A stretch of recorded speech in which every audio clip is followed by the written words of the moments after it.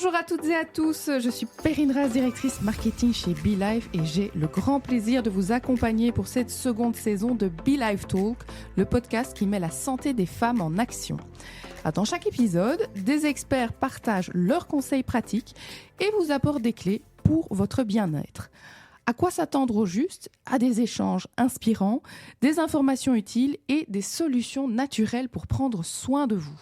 Aujourd'hui, pour ce podcast Accro aux écrans, je suis en compagnie d'Alexandra Lambrechts, notre journaliste, de Laurence Lins, directrice scientifique chez BeLife, et de notre invitée, Caroline Depeut, qui va se présenter dans un court instant. Alors avant d'entrer dans le vif du sujet, je laisse la parole à Alexandra qui va directement camper le décor, le contexte, avec une statistique plutôt interpellante, Alexandra.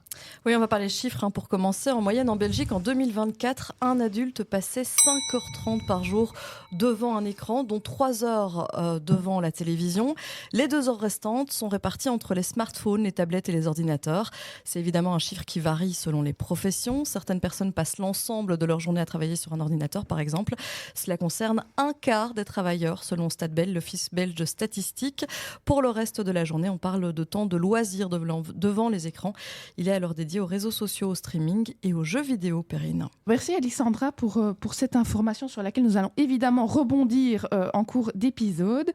Caroline, bienvenue. Merci, bonjour. Vous êtes notre invitée et évidemment, vous avez sorti un tout nouveau livre, Je me libère des écrans, qui soulève un sujet évidemment brûlant, celui de la dépendance grandissante au digital. Alors, avant d'aborder cette thématique, est-ce que je peux vous demander de vous présenter et aussi de nous expliquer ce qui vous a poussé à écrire ce livre? Oui, eh bien donc je suis d'abord psychiatre, mais je suis aussi mère de famille et je suis aussi citoyenne très utilisatrice des écrans et des réseaux sociaux. Et donc, dans ces 3 dimensions, j'ai pu constater combien l'usage des réseaux, des écrans pouvait être une difficulté pour les jeunes, pour les parents par rapport à leurs jeunes, pour mes patients. Alors, c'est pas du tout un motif premier de consultation. Ils viennent pas me dire je suis accro aux écrans, j'en peux plus. Mais par contre, dans le décours d'une consultation, pour dépression, pour anxiété, pour troubles du sommeil, assez rapidement vient cette question-là. J'arrive pas, par exemple, à me déconnecter le soir. Ça émerge assez rapidement et du coup, j'arrive pas à m'endormir. Je vais dormir trop tard et je manque de sommeil. Et quand je me suis un peu intéressée à cette question, je me suis rendu compte que je trouvais que les ouvrages ou les émissions ou les discours autour de ça étaient des discours très alarmistes, très dramatisants, qui en fait disaient, vous voyez, genre titre de livre, la fabrique du crétin digital. Et donc, oui, c'est fort. Voilà, on se dit, ouais, bon, ok. Donc, on devrait en fait se débarrasser de ces écrans qui sont mauvais, d'Internet, des réseaux sociaux, mais c'est pas possible. Non, c'est utopique, soyons clairs tout de suite. et donc, comme on n'y arrive pas, on se culpabilise et généralement la réponse à la culpabilité, c'est de se connecter encore plus et donc on est parti dans un cercle vicieux. Et c'est pour ça que j'ai voulu apporter une autre dimension, qui est une dimension déculpabilisante, qui explique comment ça fonctionne, qui alerte sur les risques quand même d'addiction, de dépendance et les autres conséquences négatives, mais en même temps qui explique combien c'est un outil qui est là dans nos vies et qu'on ne va pas s'en priver parce que c'est là, on va plutôt essayer de voir comment est-ce qu'on peut l'utiliser au mieux. Et c'est dans cette idée-là que j'ai commencé à écrire ce livre. Merci pour cette super introduction. J'ai une question pour un peu planter aussi le décor. C'est une analogie qui n'est peut-être pas correcte, mais finalement, est-ce que la pause écran, c'est devenu la nouvelle pause clope, la nouvelle pause cigarette? Alors, on peut voir en effet un lien entre les deux qui est le lien qu'on appelle la compulsivité. En fait, quand la cigarette, on le sait, ça provoque des dépendances. On sait que les cigarettiers ont mis plein de substances pour rendre la clope encore plus addictive. Donc là, on est face à un vrai produit, une substance qu'on ingère et qui va perturber nos circuits de la dopamine, nos circuits de la récompense et qui va nous rendre accros. Ce qui fait que on est en manque de la clope. C'est chimique, c'est physiologique. C'est physiologique, on est en manque et on doit y aller et c'est compulsif. On peut pas s'en empêcher. On peut pas se dire non, je vais encore attendre 10 minutes. Non, on a envie de sa cigarette maintenant quand on est vraiment addict. Et en effet, les écrans, c'est pas une substance. Vous voyez bien que vous n'ingérez pas ça. Donc les écrans, c'est neutre à la base. C'est pas addictif. On n'est pas là dans une substance qui est addictive. Par contre, le processus est le même. On va le voir, ça nous plaît. on sécrète de la dopamine, et puis on s'y habitue, parce que le cerveau il s'habitue à tout, donc on a besoin de plus de connexions, de tout le temps, de plus important, et c'est là que vient la compulsivité par rapport aux écrans. Et c'est à ce moment-là qu'on peut voir une espèce de parallèle entre la pause clope et la pause écran. C'est que d'abord ça nous déconnecte de quelque chose. C'est ça. La pause clope, c'est une façon de faire une pause. La pause écran aussi, c'est une façon de se déconnecter du monde ambiant. Et puis la deuxième chose, c'est cette compulsivité, c'est-à-dire qu'en fait, on ne sait pas s'en empêcher. Vous êtes à un feu rouge, vous savez que c'est dangereux de prendre son smartphone au volant, mais n'empêche, il y a une notification qui vous arrive, vous l'entendez, vous ne pouvez pas ne pas aller voir. C'est compulsif. Absolument. Et finalement, pour revenir un petit peu sur les écrans, une question que je me suis posée en préparant le podcast, c'est depuis quand existe-t-elle ? Parce qu'au final, les téléphones, ils sont dans nos poches depuis bien longtemps. C'est pas du tout un phénomène nouveau. Et pourtant, l'addiction aux écrans, ça semble relativement récent, ou en tout cas, ça s'amplifie et on en parle de plus en plus. Je pense que c'est lié à l'omniprésence des écrans dans nos vies. On a commencé dans les années 30, 50 avec la télévision. Il y avait que ça et c'était déjà à ce moment-là, panique morale des années 50. Ouh, nos enfants vont devenir bêtes à cause de la télévision, des émissions qu'ils regardent. Et puis, il y a eu le téléphone, mais le téléphone fixe. Donc, on pouvait pas se balader partout avec. Les cabines téléphoniques, vous vous souvenez de ce moment des cabines téléphoniques Puis, il y a eu les téléphones portables. Puis, les téléphones portables sont devenus des smartphones. Donc, ils sont devenus intelligents. C'est-à-dire, je ne sais pas ce qu'ils sont, mais en tout cas, ils sont devenus un élément omniprésent dans notre vie, puisque en même temps, ils font GPS, organisateur social, agenda, connexion Internet. L'utilité à simplement téléphoner. Et donc, du coup, ça prend une place partout dans notre vie. Il y a les jeux vidéo, il y a les écrans de smartphone sont devenus les tablettes connectées. Et donc, on voit qu'il n'y a pas vraiment un endroit. Regardez le nombre d'écrans qu'il y a sur cette table. On peut là là. Et donc, en fait, c'est pas bons élèves. C'est normal. En même temps, c'est ça qui est génial, c'est que c'est super utile. On a là un smartphone qui filme, on a des écrans qui enregistrent. Il y a, moi, mon GSM qui est en mode avion, mais pour quand même me donner l'heure. Et donc, en fait, c'est vrai que, du coup, cette omniprésence fait qu'on en a de plus en plus de besoins, que le besoin crée la demande, que la demande crée le besoin, et que c'est à ce moment-là qu'une addiction peut s'installer, et que je pense que c'est comme ça que maintenant, les addictions peuvent se créer, parce que c'est difficile de s'en passer, et que du coup, on peut aller dans ce cercle vicieux. Et l'omniprésence, elle est finalement inévitable. Mais quand parle-t-on vraiment d'addiction aux écrans ? Parce que finalement, ils sont là, ils font partie de notre vie. Je pense que tout le monde n'est pas addictif aux écrans, et pour autant, ça fait partie de la vie d'un grand nombre de personnes.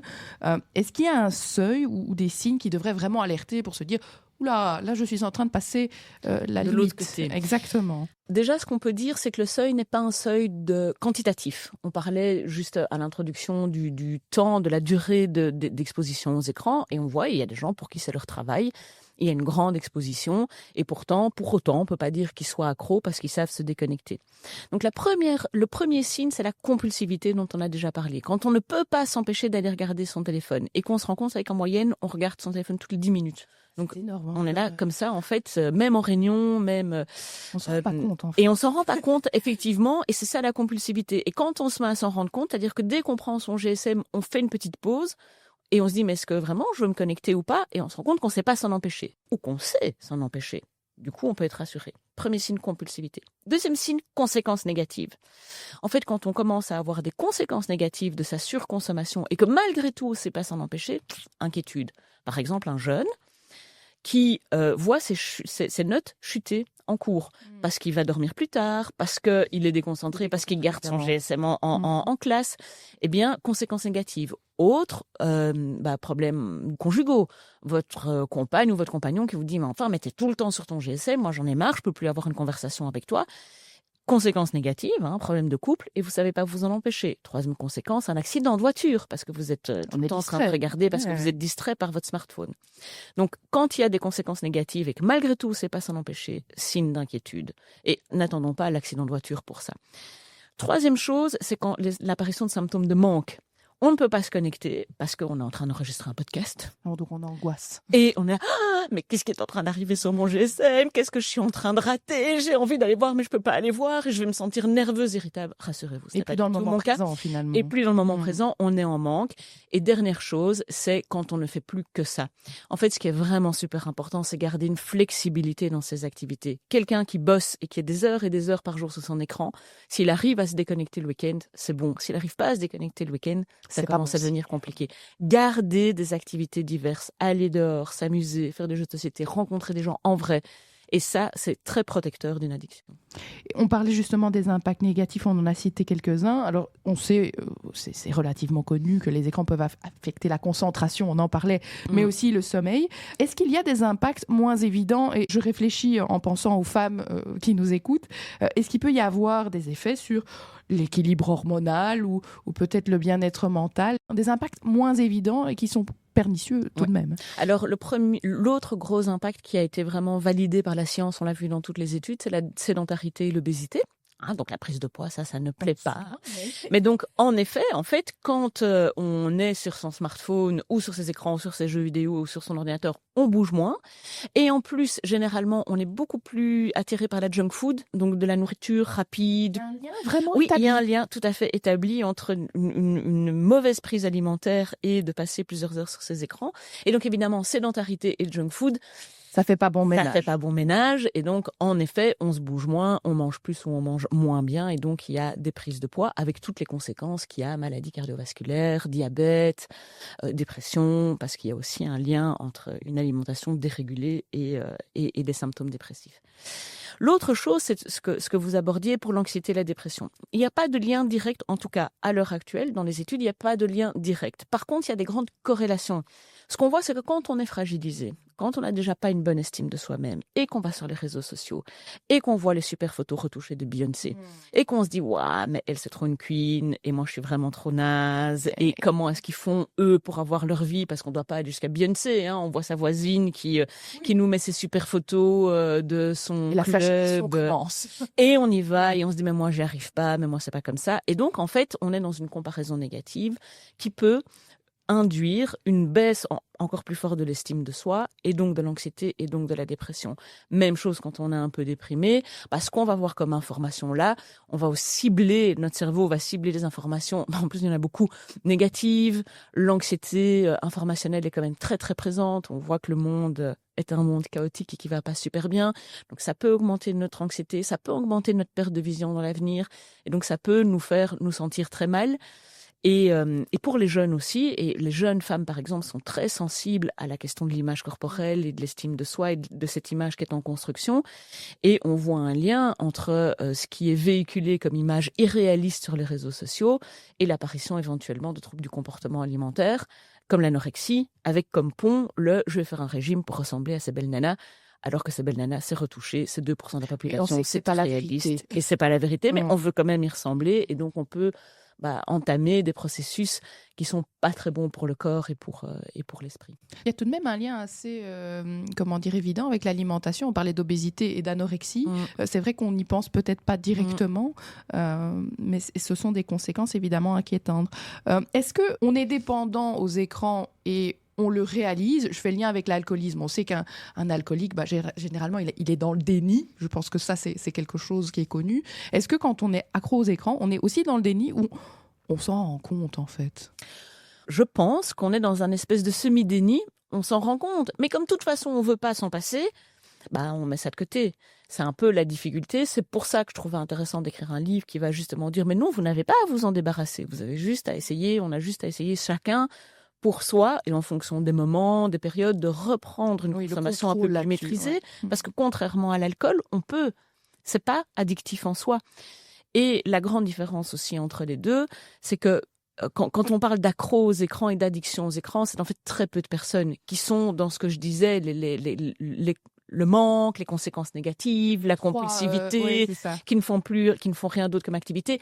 La grande majorité d'entre nous, on est dans un usage soit intensif, mais pas encore problématique, soit dans ce qu'on appelle un usage problématique. C'est-à-dire qu'effectivement, c'est trop, mais on n'est pas dans ce stade de la pathologie de l'addiction, là où peuvent quand même aller assez loin les alcooliques, par exemple. Et c'est peut-être important de le dire, d'abord parce que c'est une pathologie qui est grave, la pathologie d'addiction, et je veux pas la minimiser, mais quand on parle des écrans, on est plus dans un usage problématique, et donc c'est une bonne nouvelle. Ça veut dire vraiment qu'on a moyen de jouer là-dessus. Et on parlait tout à l'heure du lien qui n'est pas avéré entre anxiété et dépendance aux écrans. Il y a quand même une statistique, j'ai entendu il y a quelques temps, je pense que c'est 1 personne sur 4 ou 1 personne sur 5 en Belgique qui s'est déjà vue prescrire des antidépresseurs. Est-ce que, même si on ne peut pas faire de lien direct avec l'anxiété, on voit que ces personnes qui se voient prescrire ce type de médicaments ont un problème aussi avec l'écran, avec l'image de soi, ou pas spécialement. Oui, et en fait... On peut faire ce lien. Tout à fait. C'est vraiment, comme je le disais, le lien, il est pas unique, il est souvent multidirectionnel. Qu'est-ce qui se passe? C'est que vous êtes pas bien, vous allez sur les écrans, je sais pas, vous vous renfermez, vous avez une phobie sociale, ou bien vous avez pas envie de voir des gens parce que c'est compliqué, ça vous demande de l'énergie. Puis vous allez sur les réseaux, sur les écrans, et puis là vous voyez toutes ces informations qui sont anxiogènes, ça vous fait vous sentir encore plus mal. Et donc, il y a effectivement un lien d'alimentation, en fait. C'est une espèce de cercle vicieux qui s'alimente et où les écrans viennent, dans ces cas-là, jouer un rôle d'aggravateur de ce sentiment de dépression. Maintenant, on ne peut pas faire de lien direct entre la consommation des écrans et la prescription d'antidépresseurs. Néanmoins, on peut le constater en Belgique, en Europe, les problématiques de santé mentale sont en pleine explosion. La consommation d'antidépresseurs et d'anxiolytiques également, avec tous les avantages et les désavantages, parce que les anxiolytiques, les calmants, ça provoque des dépendances. Donc, les antidépresseurs, c'est quand même des psychotropes qui agissent sur le fonctionnement du cerveau. Donc, c'est pas anodin. Ça doit être pris souvent en association avec une thérapie, avec justement la prise en compte de tout ce qui peut participer à nourrir, à aggraver cette dépression. Et donc, entre autres, les réseaux, mais pas que.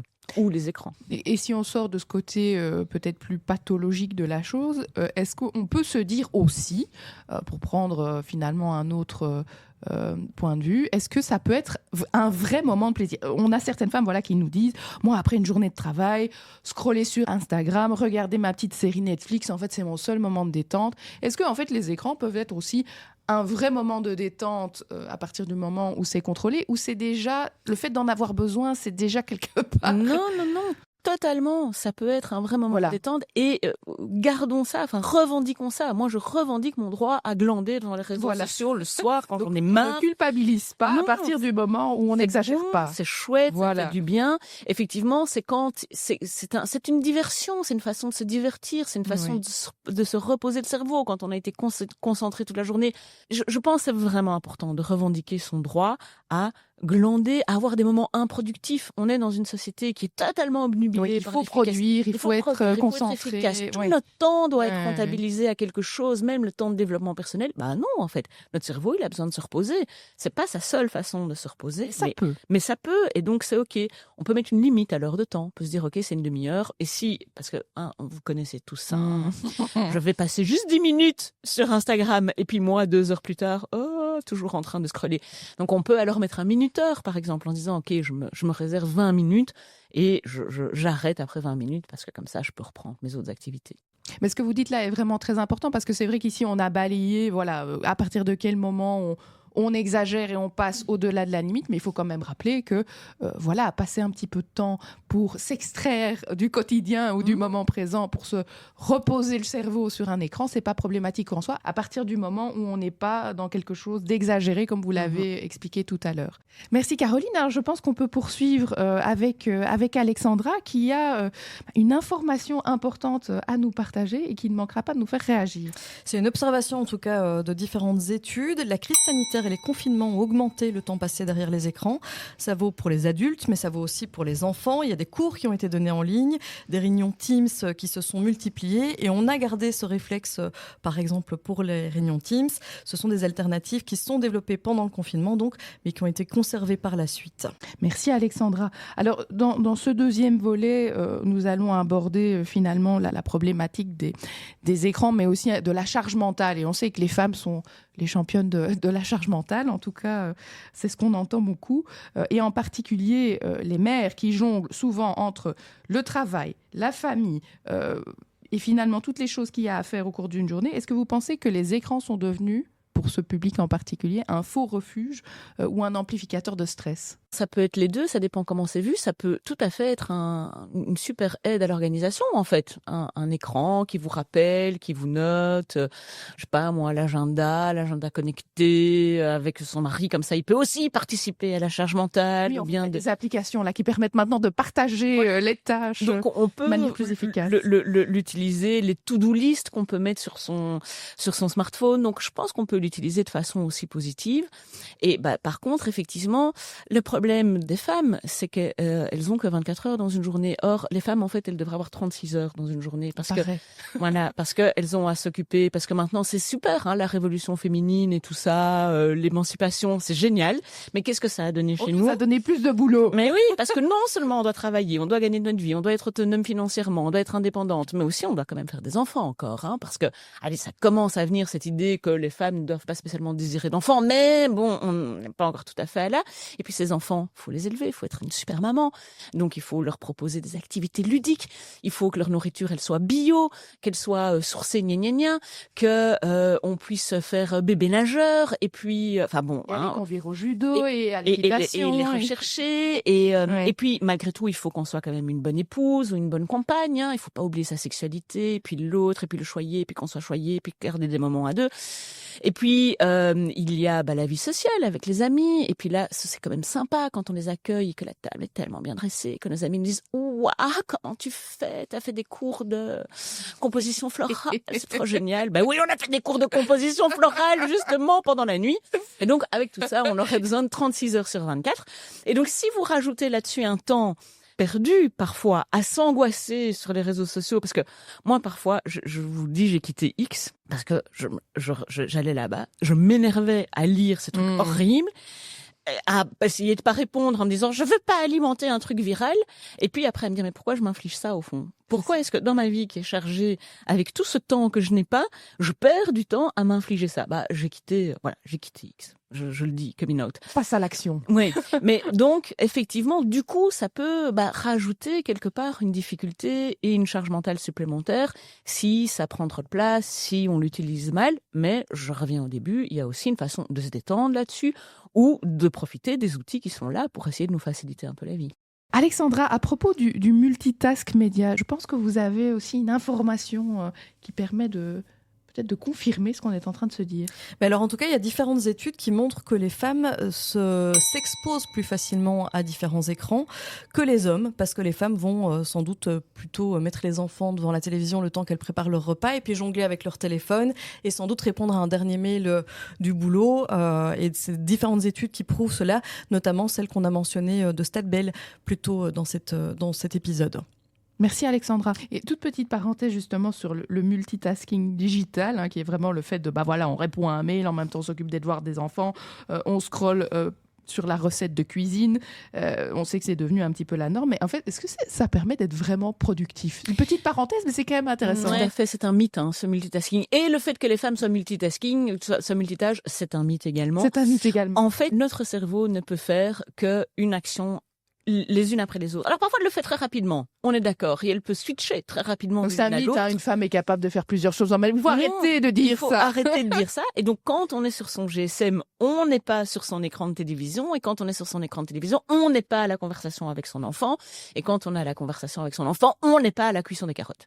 Bon, on a quand même acquis certaines capacités pour justement essayer de développer ça. Et c'est très épuisant pour le cerveau.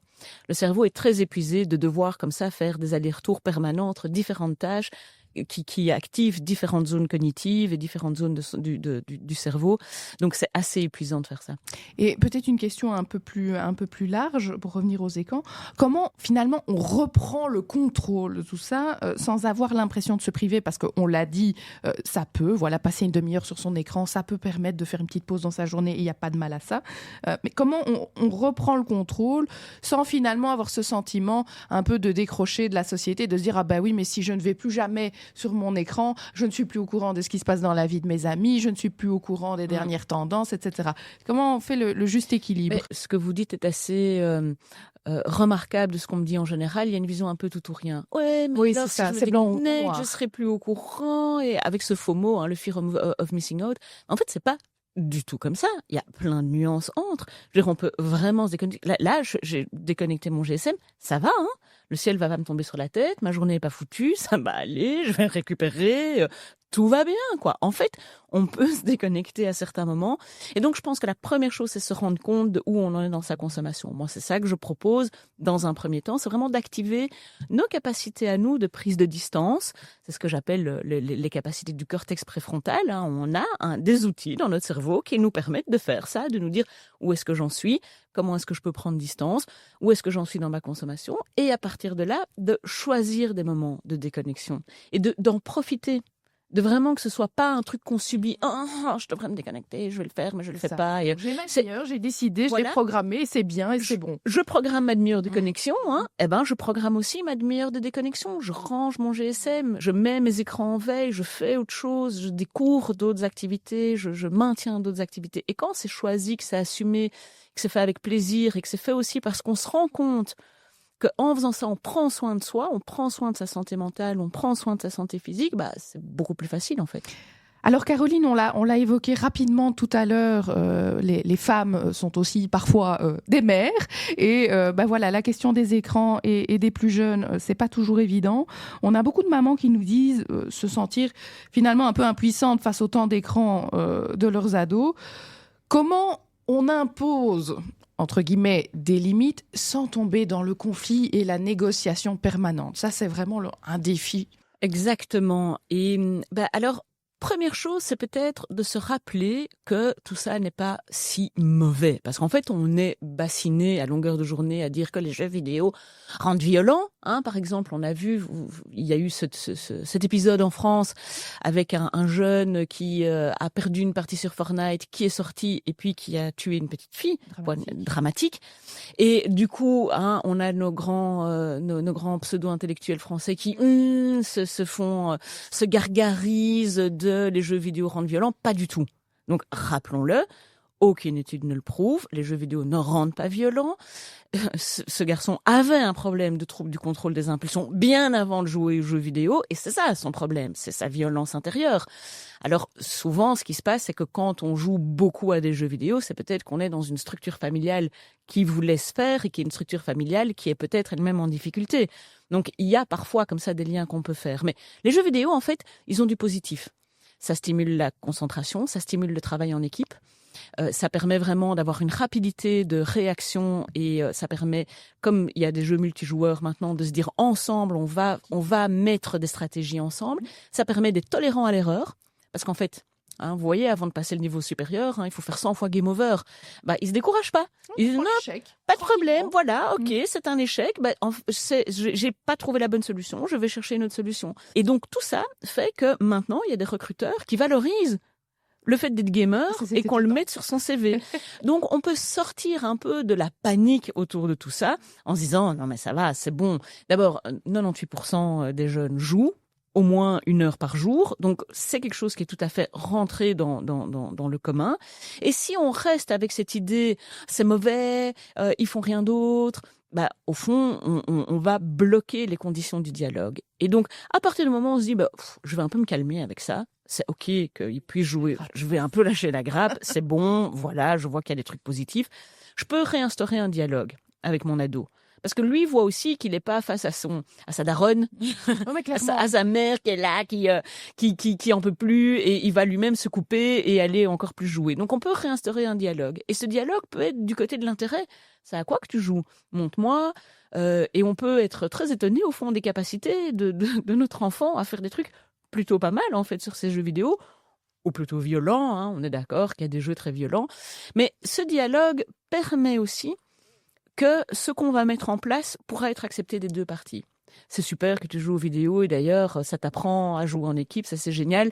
Mais néanmoins, je reviens, flexibilité des activités, tu peux pas faire que ça, il faut faire autre chose. Mais néanmoins, tu dois dormir le soir parce que c'est important, parce que la nuit, c'est à ce moment-là que ton hormone de croissance se sécrète le plus et que donc si tu veux grandir et devenir un grand bonhomme, eh bien, tu dois bien dormir la nuit. Tout simplement, au lieu de dire, il faut que tu sois dans ton lit. Et c'est comme ça, et ça ne va pas. Voilà. Tenter d'expliquer.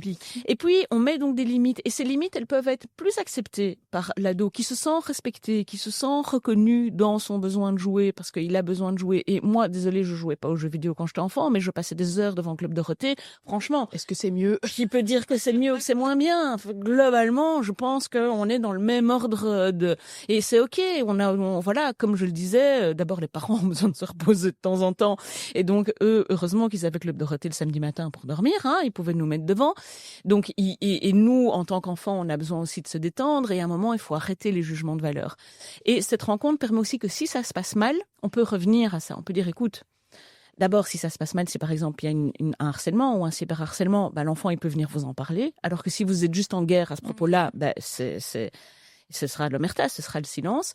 Et puis l'autre chose, c'est de pouvoir dire, écoute, tu vois, on avait dit que tu t'arrêtais à 22h ou à 21h30 pour avoir quand même encore une demi-heure avant de dormir. Et je vois bien que tu n'y arrives pas. Je comprends que tu n'y arrives pas, puisque moi aussi, je n'y arrive pas. Avec moi non plus, je n'y arrive pas. Donc je comprends que ce soit compliqué, mais du coup, il faut quand même qu'on trouve une solution. Quelle pourrait être la solution? Est-ce que tu es d'accord qu'on trouve une solution parce que tu as besoin de dormir? Est-ce que je débranche? Est-ce que je prends le truc? Est-ce qu'on le sort de ta chambre? Est-ce que je mets un contrôle? Et puis, si tout ça ne fonctionne pas, oui, il faut intervenir. Parfois, notre rôle en tant que parent est aussi de mettre des limites. Poser des limites. Ouais. Parce que l'enfant, il est très impulsif. Tous ces écrans, tous ces jeux vidéo jouent beaucoup sur l'impulsivité. Or, il faut savoir qu'un ado, son cerveau son cerveau ne se forme qu'à l'âge de 22-25 ans. Et en fait, dans notre cerveau, on a plein de choses compliquées, mais on a deux grosses zones. Il y a la zone de l'impulsivité et de la récompense qui fonctionne à base de dopamine. Et puis, on a la zone du cortex préfrontal. Et en fait, chez l'ado, et la zone du cortex préfrontal, c'est celle qui va calmer un peu tout. C'est un peu notre sage intérieur, c'est notre tour de contrôle. On va dire, non, on va pas faire ça maintenant, on va décaler un peu ça. Maintenant, on va s'arrêter parce qu'on doit aller faire dodo. Et en fait, l'adolescent, sa zone d'impulsivité est très bien développée. Ça marche très très bien. On voit d'ailleurs que les ados sont assez impulsifs, assez dans le tout de suite. C'est normal, c'est une zone qui est là pour la survie. Donc c'est normal qu'elle se développe très tôt. Il faut les voilà, mais de toute façon, c'est comme ça. Et c'est normal. Et par contre, leur zone du cortex préfrontal, cette zone-là, elle ne se mature que vers l'âge de 22, 23, jusqu'à 25 ans. Et donc en fait, ils ont une zone d'impulsivité hyperactive et ils ont une zone modératrice hypoactive. Donc, ils sont hyper impulsifs. Donc, nous devons, en tant que parents et éducateurs, jouer le rôle de cortex préfrontal pour nos ados et de temps en temps leur dire « stop maintenant, il y a des limites, tu arrêtes ». Et donc, il faut essayer, je pense, le plus possible dans la collaboration, parce qu'on voit que ça fonctionne quand même mieux, mais de temps en temps, il faut savoir mettre des limites et pouvoir assumer ça. Ce qui est très important, je trouve, en tout cas, ce qui me parle dans ce que vous dites, c'est arrêtons de tout le temps diaboliser ces jeux vidéo. En fait, ça peut développer la capacité à mettre en place des stratégies, vous le disiez. Et en fait, je pense qu'il y a beaucoup de parents qui nous écoutent, qui doivent peut-être avoir perdu ce recul de se dire oui, mais en fait, il y a des aspects aussi positifs à la chose, donc essayons de faire la part des choses. Et un autre élément important, c'était peut-être de se faire un peu partenaire. Nous, on peut avoir un peu ce côté donneur de leçons, pas tes jeux de vidéo, oui, mais maman, t'es sur ton écran, toi aussi, toute la soirée. Donc, est-ce qu'ensemble, en fait, on peut pas peut-être se conscientiser, se coacher et en fait en faire un vrai partenariat finalement plus qu'une relation de oh là là, la mégère de Daronne, elle vient encore me dire que je dois éteindre mon PC. Et vous parlez aussi de l'exemplarité qu'on a à avoir en tant qu'adulte. Absolument. Une question que j'allais vous poser, mais on y a déjà partiellement répondu, c'est qu'on est bien d'accord qu'aujourd'hui, interdire totalement les écrans, c'est pas réaliste. Non, je pense que c'est pas réaliste et puis c'est pas souhaitable. Et c'est pas souhaitable parce qu'il y a aussi des aspects positifs. Il y a plein d'aspects positifs, on peut apprendre plein de choses. C'est vraiment un outil d'ouverture sur le monde, c'est un outil de communauté pour toutes des communautés qui peuvent se sentir seules et qui peuvent là trouver un lieu d'expression et d'aide avec ses pairs. Donc, il y a plein de choses positives aussi. Donc, ce serait dommage. Dans mon livre, je mets l'exemple. Imaginez, on a découvert le feu et puis on a découvert comment cuire sa nourriture. Et puis, il y en a un qui dit « Ah non, ça brûle le bœuf. On arrête cette histoire. Non, plus de feu, quoi. On arrête avec cette histoire de feu. C'est vraiment nul. » Non, c'est vraiment un changement majeur. Et je pense que les écrans sont un changement majeur dans notre rapport au monde, qui a des avantages et des inconvénients. Mais on va pas on jette pas le bébé avec l'eau du bain, quoi. On essaye justement d'en faire un usage plus outillé, plus conscient, plus ouvert. On a abordé la question des signes plutôt chez les femmes. Est-ce que les signes de dépendance, entre guillemets, chez les ados sont les mêmes? A priori pas. On a déjà évoqué le fait d'aller se coucher peut-être plus tard, avoir des problèmes pour s'endormir. Est-ce qu'il y a d'autres signes? La question de l'obésité, on en parlait tout à l'heure. Est-ce qu'en fait, c'est aussi un signe? Est-ce qu'il y en a d'autres spécifiques aux ados? Ça peut avoir un impact sur les résultats scolaires. Ça, c'est ce qu'on voit. Ça, c'est quand même un gros motif d'inquiétude pour les parents. C'est qu'on voit que ça prend tellement de temps qu'il n'y a plus de temps pour étudier ou pour se concentrer. Et les problèmes de vision aussi. Ça, c'est aussi montré, c'est qu'en fait, le passer plusieurs heures devant ces écrans amène des problèmes oculaires assez importants. Donc, on aura une génération tous à lunettes. Et puis, il y a la fameuse posture de ce... on est penché avec donc son crâne qui est penché, et ça, c'est une posture qui peut amener à des problèmes de dos. Oui, on voit sur les réseaux adulte. parfois des images tournées où on montre à quoi ressembleront vos collègues dans 50 ans, et on voit quelqu'un tout grabataire comme ça. C'est assez effrayant. Donc on a beaucoup évoqué cette question de la dépendance aux écrans et des adolescents, pour prendre aussi un peu de hauteur par rapport à quelle est l'amplitude du phénomène.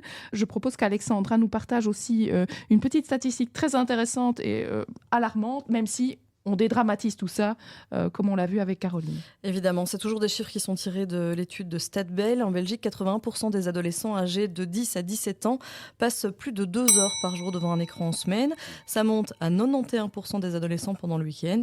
Et si on s'intéresse à la tranche d'âge de 16 à 18 ans, en moyenne, ils passent plus de 5 heures par jour devant des écrans, et cela en dehors des heures d'école. Caroline, on est bien d'accord, 5 heures, c'est trop. Oui, mais comment ça se fait ? Parce qu'évidemment, nos vies sont tellement chargées qu'en tant que parents, on est bien content que nos enfants, en fait, nous foutent la paix en étant connectés. Donc, c'est aussi un peu le serpent qui se mord la queue. Donc, je crois que c'est pour ça que ça doit être une mesure qui est prise ensemble et une mesure de famille. C'est pour ça aussi que moi, je trouve que c'est positif que dans les écoles, il y ait une interdiction qui soit mise en place des smartphones, parce que on parlait à un moment là du multitasking et la difficulté de se concentrer. C'est particulièrement visible chez les adolescents. Donc, le fait qu'ils n'aient pas leur GSM permettront de se concentrer en cours et pourra augmenter leurs apprentissages. Et en cours de récré, j'accorde aux ados que c'est plus compliqué, mais néanmoins, ça leur permet quand même de maintenir des relations sociales un peu in real life, comme on dit, plutôt IRL plutôt que toujours en virtuel. Mais oui, c'est vrai que c'est trop, et c'est trop parce que là, on parle des ados, mais vous n'avez pas dit les chiffres pour les petits bébés. C'est juste... et là... Effrayez-nous un peu plus. Mais je pense qu'il y a des enfants de moins de 3 ans qui passent jusqu'à plus d'1 heure par jour sur des tablettes. Donc, ça veut dire qu'on la leur fout entre les mains. Chez les tout jeunes enfants et chez les bébés, il faut savoir que là, on le voit également. Trop d'exposition, ça retarde l'apprentissage du langage. Et ce qu'on voit aussi, on l'a vu au moment du Covid avec les masques, c'est que ça retarde et ça diminue les capacités de développer l'empathie. Parce qu'en fait, c'est dans nos interactions en vrai, quand on voit sa maman sourire, pleurer, ou son papa, ou son éducateur, ou les gens autour, sourire, pleurer, s'effrayer, qu'on développe l'empathie, c'est-à-dire on capte les émotions de l'autre et on les fait siennes et on peut vraiment développer ça. Et ça ne marche pas, ça, sur un écran. Alors, pour modérer tout ça, parce que voilà, on peut aussi mettre ces petits bébés ou tout jeunes enfants devant un écran. Il y a des petites règles, c'est pas seul. On les accompagne avant, on les accompagne pendant, on les accompagne après. Qu'est-ce que tu as regardé ? Ah, c'était chouette, oh, quel dessin animé. Et on peut aussi choisir. On a vu par exemple que, je ne sais pas si c'est encore diffusé, mais Dora l'exploratrice, ça augmentait les capacités de développer le vocabulaire. Donc il y a visiblement des petites séries ou émissions qui peuvent être un peu plus pédagogiques que d'autres. Oui, donc on évite peut-être les vidéos YouTube comme ça qui tournent à la volée pour un tout petit. On va éviter ça tout à fait, surtout qu'on sait qu'il y a là-dedans beaucoup d'images de violence, il y a beaucoup d'images, on n'en parle pas là, mais de pornographie. L'âge moyen d'une mise en contact avec les premières images pornographiques, 10 ans. C'est effarant. 10 ans. Alors après, on vient me dire qu'on ne doit pas faire d'éducation sexuelle à l'école, que c'est vraiment dangereux. Mais en fait, désolé, mais si on fait pas ça à l'école et qu'on rattrape pas un peu ça à l'école ou en famille, ils sont quand même confrontés à ça. Et ils sont confrontés alors à des images qui sont violentes, qui sont intrusives et qui sont sans explication. Donc, tout ça fait dire qu'on doit accompagner ça. Voilà, on doit accompagner ça. On peut pas lutter contre tout. Il y a des dérives, il y a du compliqué. Accompagnons-le. Donc, c'est vrai qu'on parlait beaucoup des adolescents, mais vous le faites bien de le préciser. La dépendance aux écrans a peut-être plus de conséquences graves encore chez les tout petits qui développent leur capacité cognitive. Donc merci pour la précision. Pour revenir dans le vif du sujet des solutions, très clairement, si on doit se dire « Ok, je prends les choses en main, je veux réduire mon temps d'écran », est-ce que j'y vais en mode sevrage brutal et c'est stop, pas d'écran du tout pendant, je sais pas moi, une semaine pour se dire « Ok, je fais un vrai sevrage », ou en fait c'est totalement irréaliste et il faut y aller progressivement? Ça dépend, il n'y a pas une solution pour tout le monde. Ça dépend de vous, de votre personnalité, de où vous en êtes, de ce que vous avez envie. Moi, généralement, les gros sevrages brutaux, j'y crois pas trop parce que c'est comme les détox, parce que si on va en institution pour se faire une grosse détox, c'est un environnement, oui, ok, on est sevré, mais on peut avoir un effet rebond après. J'en peux dans la plus. vraie vie, Et donc, voilà. Et en plus, ça peut cacher les raisons pour lesquelles on se connecte et que, du coup, si vous êtes très anxieux, très déprimé, que vous vous connectez pour essayer un peu d'anesthésier ça, il faut aussi traiter ça et mettre ça en place. Je crois beaucoup plus à une espèce de responsabilisation, de conscientisation de cet usage et du coup, de faire des moments de déconnexion qui soient choisis, qui soient assumés et qui soient plaisants. C'est pas du côté du sacrifice, c'est pas du côté de... Ça peut être un mal. Non, mais par contre, il est vrai, essayez-le. Dites-vous, un jour, dimanche, je me connecte pas. Moi, je fais ça de temps en temps, et c'est génial de voir que, je vous dis mon processus interne, mais qui est assez répété, assez élargi, c'est les 2 premières heures, mais toutes les 32 secondes, j'ai envie d'aller regarder mes écrans et mon smartphone et mon truc, et je suis là, j'y pense tout le temps, je suis là, mais non, je vais pas le faire, mais non, je vais pas le faire, mais non, Et puis après, en fait, on se désensibilise assez rapidement. Je commence à me rendre compte que c'est chouette, en fait. C'est chouette de pas être immergé dans les notifications. J'ai désactivé toutes les notifications WhatsApp. Ça, c'est aussi un truc. Je trouve que c'est la tyrannie du WhatsApp. Moi, je n'en peux plus. Mais en fait, d'être un peu déconnecté, de pas être dans cette tyrannie de tout le temps, de la connexion, de l'information, de la notification, du mail. Eh bien, ça fait beaucoup de bien et on peut un peu se réouvrir à ce qu'on voit autour de nous. On peut aller faire une balade, et on en profite vraiment parce que c'est vrai que toute cette hyperconnexion, elle est également anxiogène. Et donc, de faire l'exercice et de passer ces premiers moments un peu de crispation parce qu'on est habitué, on peut se rendre compte de combien ça fait du bien de se déconnecter. Donc on peut vraiment reconditionner son cerveau à apprécier les moments de pleine présence, dans l'instant présent, sans écran. Et ça, c'est possible de se dire, ok, je conscientise finalement que là, j'en ai envie d'aller voir mes notifications, mais je ne le fais pas. Et donc, quelque part, je reconditionne peut-être cette J'utilise mon capacité. cortex préfrontal. J'ai envie, mais je ne le fais pas parce que j'ai décidé de ne pas le faire et parce que j'ai envie d'autres choses maintenant. Et donc, la détox digitale, ok, mais pas n'importe comment, pas en mode sevrage brutal. A priori, c'est pas la bonne manière de faire. Et pas un truc qui vient de l'extérieur. Et parce pas qui que vient de l'extérieur. si ça vient pas de l'intérieur, ça tiendra pas.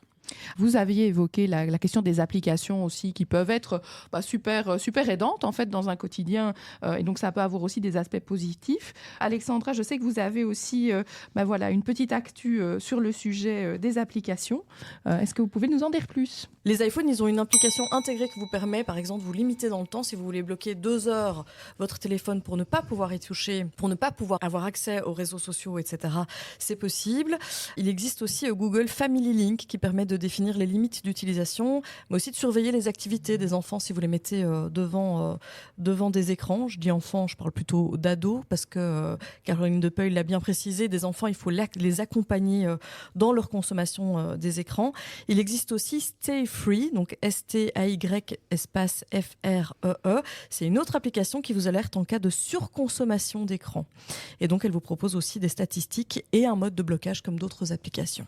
Alors, toujours dans les solutions concrètes, je vous propose d'accueillir Laurence Lins pour sa chronique Nutri et Phyto. Bonjour Laurence. Bonjour Perrine. Alors, on va commencer par une première question. On a abordé notamment avec notre invité la question de l'anxiété et de l'utilisation excessive des écrans. Quelles plantes peuvent aider à réduire cette anxiété notamment ? Il faut tout d'abord rappeler ce que la lumière bleue fait sur notre métabolisme. Il y a tout d'abord une diminution significative de production de mélatonine, qui est l'hormone du sommeil et qui règle notre rythme circadien, c'est-à-dire le fait que l'on s'adapte à l'alternance jour-nuit. Une publication de 2014 montre par ailleurs que l'exposition aux écrans diminue de 50% la production de mélatonine. Ah oui, c'est conséquent. C'est énorme.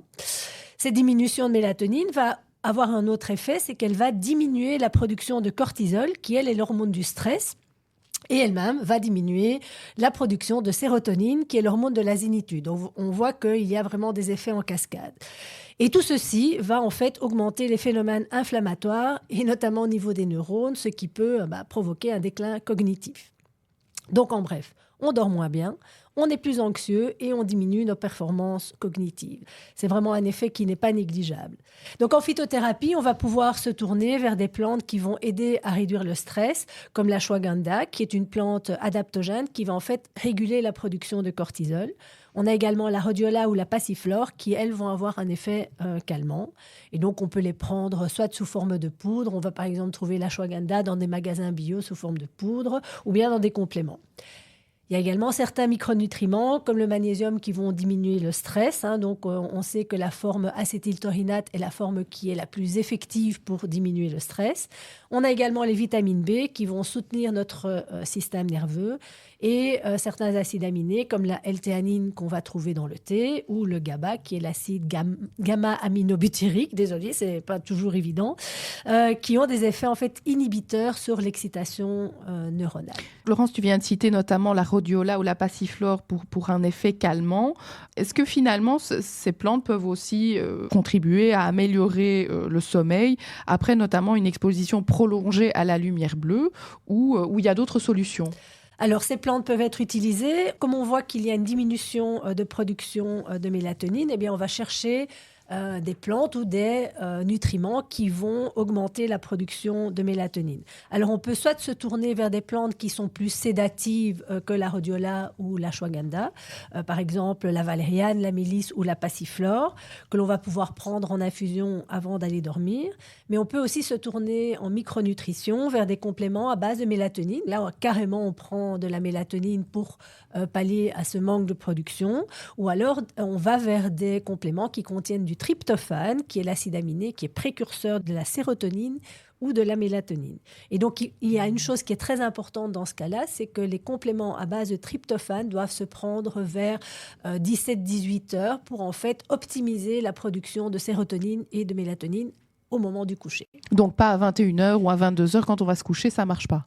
Ça marche beaucoup moins bien et donc on risque au contraire de provoquer l'inverse, c'est-à-dire de ne pas dormir parce que de nouveau on perturbe le rythme circadien et cette production de mélatonine. Et donc si je t'ai bien compris, on peut prendre la mélatonine directement ou alors le précurseur. Qu'est-ce qui est mieux ? Alors, ça dépend. Donc, moi, j'aime bien me tourner vers le tryptophane parce que finalement, on laisse notre organisme faire le job. Mais malheureusement, certaines personnes ont un microbiote qui n'est pas en bon état. Et là, la transformation du tryptophane en sérotonine ou en mélatonine ne sera pas optimum. Et pour les compléments à base de mélatonine, que l'on prend là avant d'aller dormir, donc là, on a déjà la forme qui est active, donc on le prend avant le coucher, eh bien là, ça dépend des formes que l'on va trouver dans les compléments parce que certaines sont plus facilement biodisponibles que d'autres. Donc, dans les deux cas, il y a des avantages et des inconvénients.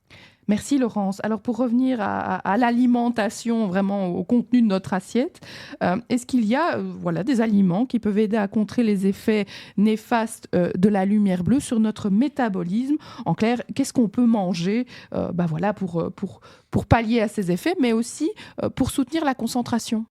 Alors, donc, je vous ai parlé des effets de la lumière bleue sur les hormones du sommeil, mais il y a d'autres effets en fait. Il y a des effets notamment au niveau de la glycémie parce que le cortisol dérégule notre glycémie et notre appétit.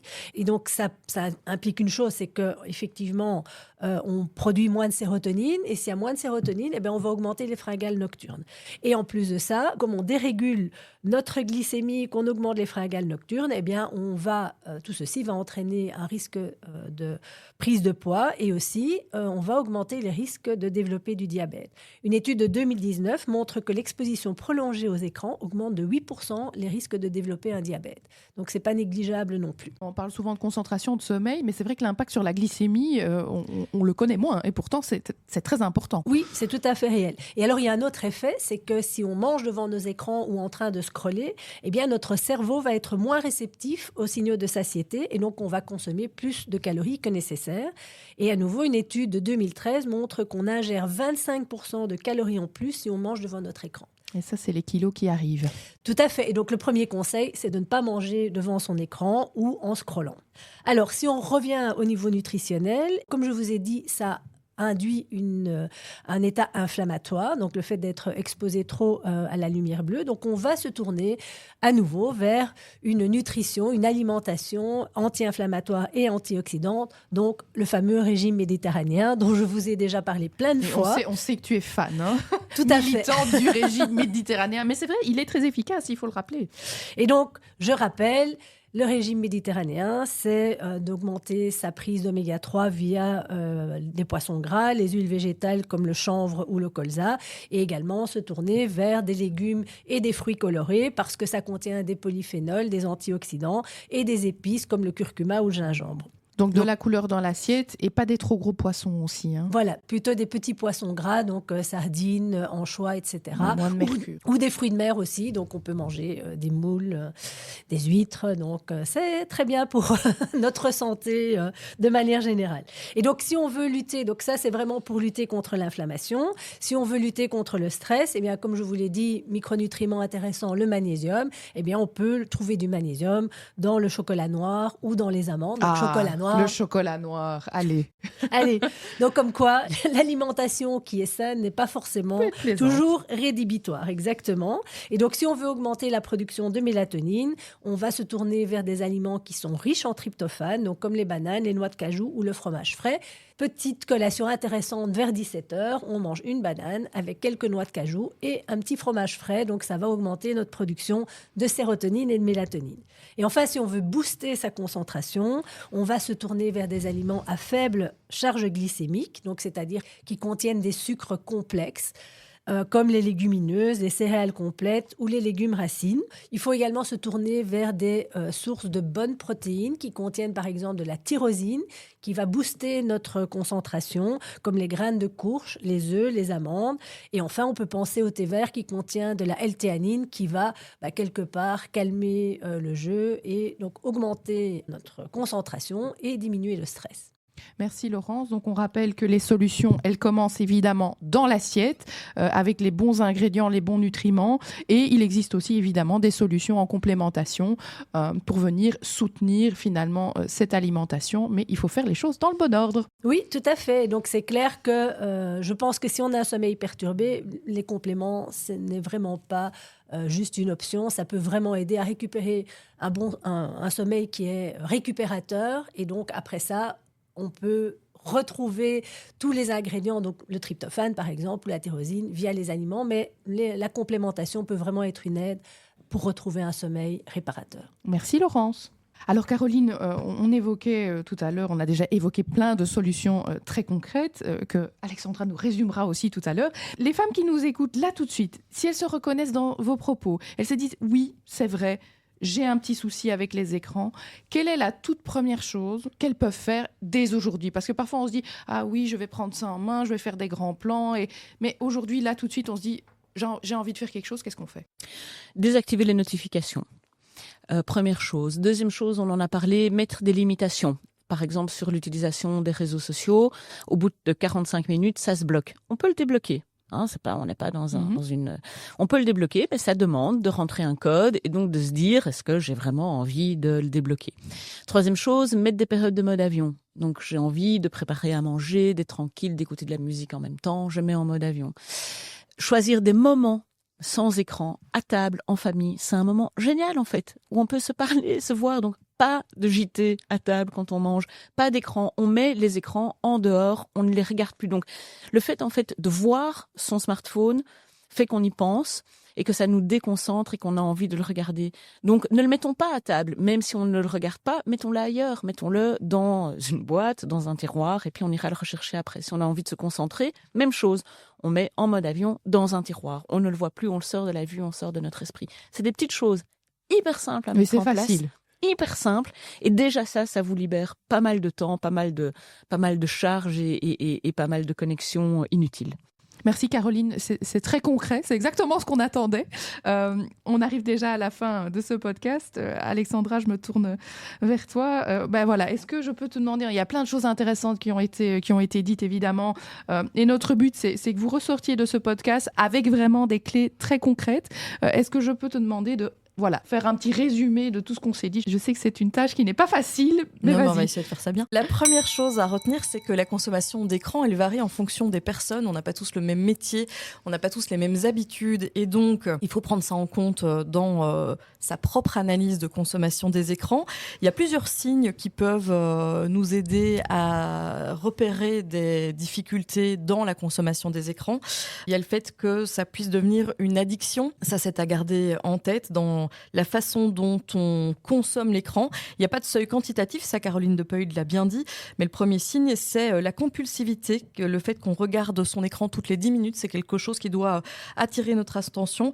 Le fait qu'il y ait des conséquences négatives, c'est un deuxième signe qu'il faut garder en tête. Alors par exemple, pour les adolescents, ça va être la baisse des résultats à l'école. Troisième signe, c'est quand on ressent un manque, qu'on ne regarde pas son écran et que ça nous manque. Ça, c'est quelque chose qui doit pouvoir nous alerter aussi.